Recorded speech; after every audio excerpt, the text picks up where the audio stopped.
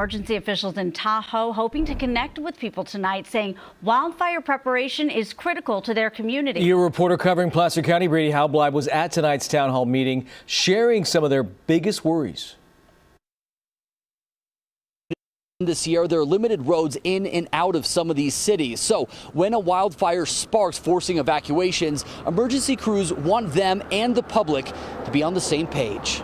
I'd say fire is a major concern for us. For Truckee resident Allison Silverstein, the appeal of the Tahoe Basin is also what makes it vulnerable to aggressive wildfires. Having a beautiful house among the trees, it's tough to have just defensible space anywhere around your house. Silverstein is among dozens of people attending or watching online North Lake Tahoe's town hall meeting addressing emergency preparedness, specifically when it comes to evacuations. And people up here are very fire aware, but evacuation, where do I go? What do I do? How are you going to get me out?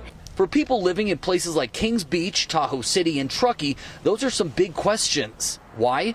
There are limited roads in and out of those cities, which is why evacuation orders must be issued in a strategic way to avoid major traffic jams on the roadways. That's where it's going to be incumbent on the unified command of making that decision of what the best direction is, and that's how you're going to get notified.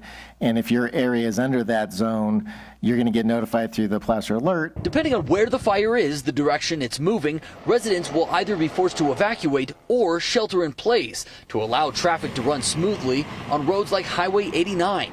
That's why emergency officials say having the Placer alert system is critical. I mean, the easy button is just to hit this massive area, but then what you do is you just induce essentially a traffic jam that may be unneeded.